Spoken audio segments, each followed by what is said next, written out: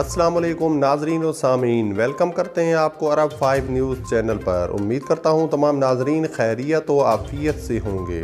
بڑھتے ہیں آج کی سعودی عربیہ کی تازہ ترین خبروں کی جانب، لیکن اس سے پہلے سعودی عربیہ کی تمام ویزا بیٹس اور تازہ ترین خبروں کے لیے نیچے موجود سبسکرائب بٹن پر کلک کریں اور ساتھ ہی بیل آئیکن پر کلک کر کے آل کے اوپر کلک کر دیں۔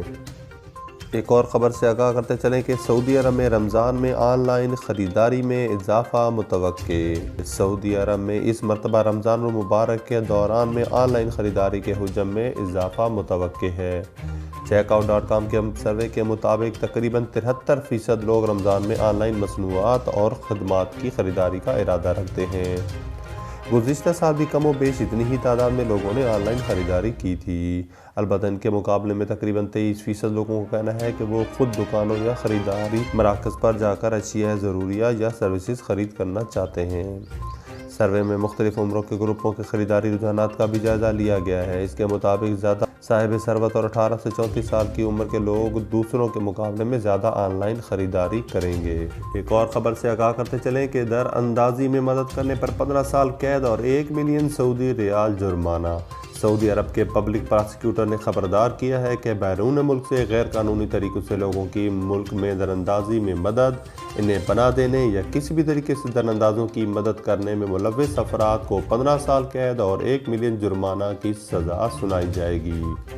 ایسے افراد کے پاس ٹرانسپورٹ کے تمام ذرائع، پناہ گاہیں اور دیگر املاک بھی ضبط کر لی جائیں گی۔ سعودی عرب کے پبلک پراسیکیوٹر کی طرف سے جاری کردہ ایک بیان میں کہا گیا ہے کہ ہر وہ شخص کو غیر ملکی عناصر کو ملک میں غیر قانونی طور پر داخلے میں مدد فراہم کرتا ہے، قید اور جرمانے کی سزا کا مستحق ہوگا۔ ایسے شخص کو کم از کم 5 اور زیادہ سے زیادہ 15 سال قید اور 1 ملین سعودی ریال جرمانے کی سزا دی جائے۔ اس سے آگاہ کرتے چلیں کہ کھجور کی منڈیوں میں خرید و فروخت کا انحصار رمضان میں عمرہ سیزن پر۔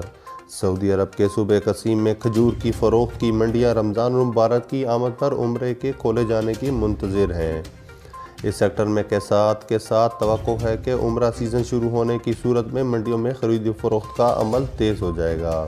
کھجوریں فروخت کرنے والی ایک کمپنی کے سربراہ یوسف الدخیل کا کہنا ہے کہ رواں سال عمرہ کھلنے سے کھجوروں کے استعمال کا تناسب اور پھر اس کی بیرونی آمد بڑھ جائے گی۔